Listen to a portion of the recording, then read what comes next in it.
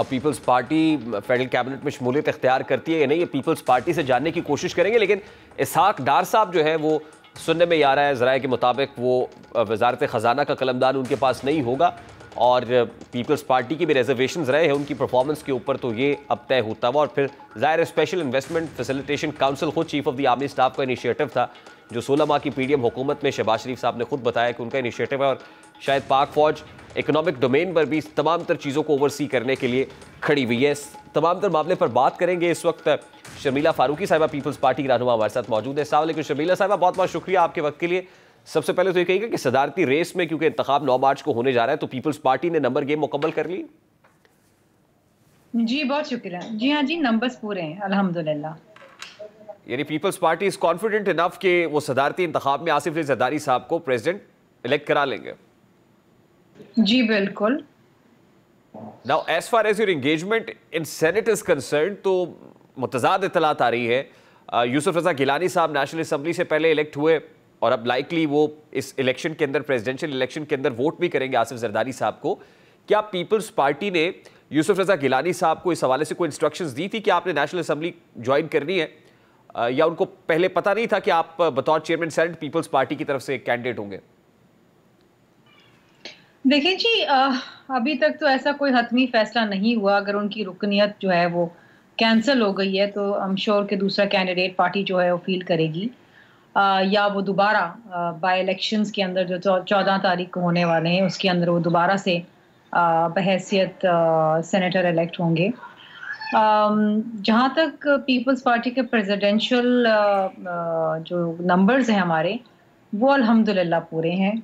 जिस तरह आपने पूछा, मैं ज़रा तफसील ये आपको बता दूं कि Balochistan assembly, Sindh assembly, Punjab assembly, senate और कौमी असम्बली, यहाँ पर हमारी अलाइड पार्टीज़ जो हैं और बाकी जो हमारे इत्तेहादी हैं जो हमें सपोर्ट कर रहे हैं, जो आसिफ अली जरदारी साहब को सपोर्ट कर रहे हैं, उनकी ओवरवेलमिंग रिस्पॉन्स है हमें। और जहाँ तक नंबर्स का ताल्लुक है, हमारे numbers are more than enough.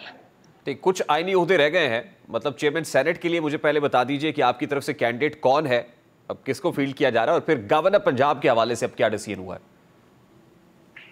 देखिए जी, गवर्नर पंजाब के हवाले से तो मैं आपको इस वक्त नहीं बता सकती कि किसका फैसला हुआ है, किसका नहीं हुआ है। मोस्ट प्रोबेबली अभी नहीं हुआ, लेकिन ये जो फैसले हैं गवर्नरशिप के सारे सूबों के, ये जब सदर साहब हल्फ उठा लेंगे उसके बाद आसिफ अली जरदारी साहब इनका फैसला करेंगे। नहीं, लेकिन इस तरह की कुछ इत्तलात हैं कि पीपल्स पार्टी नदीम अफजल चंद साहब को गवर्नर पंजाब लगाना चाहती है, लेकिन नून लीग इस पर राजी नहीं है। नून लीग ये चाहती है कि मखदूम अहमद महमूद या कमर जमान कायरा या किसी नए नाम पर गौर होना चाहिए। अभी तक जो भी नाम आपके सामने आ रहे हैं ना, ये लोगों की स्पेकुलेशन है। कोई कुछ कह रहा है, कोई कुछ कह रहा है। इसका हतमी फैसला सदर जरदारी साहब करेंगे अपना हल्फ उठाने के बाद। ठीक, और चेयरमैन सेनेट के हवाले से भी कोई हतमी फैसला नहीं हुआ? जी अभी तक तो हमें यही कहा गया है कि यूसुफ रज़ा गिलानी साहब जो हैं वो हमारे कैंडिडेट हैं। ठीक, और उसके बाद फेडरल कैबिनेट के हवाले से, क्योंकि अब बाकायदा वो शेप अप होना शुरू हो गई है, तो क्या पीपल्स पार्टी का ये उसूली मौक़िफ़ है अभी भी कि फेडरल कैबिनेट में नहीं होंगे आप? जी, पीपल्स पार्टी का ये उसूली मौक़िफ़ है कि हम काबीना का हिस्सा नहीं बनेंगे। और ये कंडीशनल भी नहीं है कि कुछ ऐसा हो जाए तो इससे फिर पीपल्स पार्टी काबीना में आ जाएगी? नहीं जी, जो भी हो अच्छा हो इस मुल्क के लिए, इस मुल्क की मईशत के लिए, इस मुल्क की आवाम के लिए, जो बड़ी उम्मीदें लगा के बैठे हैं कि नई हुकूमत आएगी तो उनको किसी किस्म का कोई रिलीफ मिलेगा।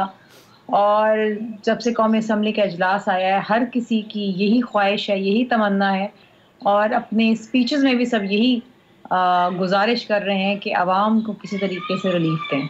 मैं इसलिए पूछ रहा हूँ ना कि खासकर पाकिस्तान तहरीक इंसाफ से ये सुन्नी इत्तेहाद काउंसिल को जो मखसूस नशिस्तें नहीं मिली और वो डिस्ट्रीब्यूट हो रही है बाकी मानदा पार्टीज में, तो उससे पोजीशन तो बेहतर हो रही है पीपल्स पार्टी की दोनों ऐवानों में। देखिए, जो भी जमातें इस वक्त ऐवान के अंदर, उन सब की पोजीशंस बेहतर हो रही हैं, सबको नंबर्स मिल रहे हैं। PMLN को भी मिल रहे हैं, पीपल्स पार्टी को भी मिल रहे हैं, MQM को भी मिल रहे हैं, JUIF को भी सीट्स मिली हैं। इसहाक डार साहब का नाम अब वजारत खजाना के हवाले से सामने नहीं आ रहा और पीपल्स पार्टी के कंसर्न्स थे। बिलावल साहब अपनी तकरीरों में भी कह चुके कि इसहाक डार साहब को फाइनेंस मिनिस्टर नहीं होना चाहिए, तो क्या पीपल्स पार्टी का इसमें कोई इनपुट है कि नून लीग ने फैसला तब्दील कर दिया है? देखिए जी, कंसर्न्स हमारे तब भी थे, कंसर्न्स हमारे आज भी हैं। मैं समझती हूँ पीएमएलएन को खुद इस पे कंसर्न होना चाहिए, बिकॉज़ पिछली दफ़ा जब इसहाक डार साहब आए थे तो आपने देख लिया था कि मईशत का क्या हाल था। सो आई थिंक कि they should bring in someone else जो शायद कोई out of the box solutions लाए या बेहतर परफॉर्म कर सके। ये तो खुद पीएमएलएन को भी सोचना चाहिए, क्योंकि इनको बार-बार एक शख्स को बार-बार आजमाने से क्या फर्क पड़ेगा।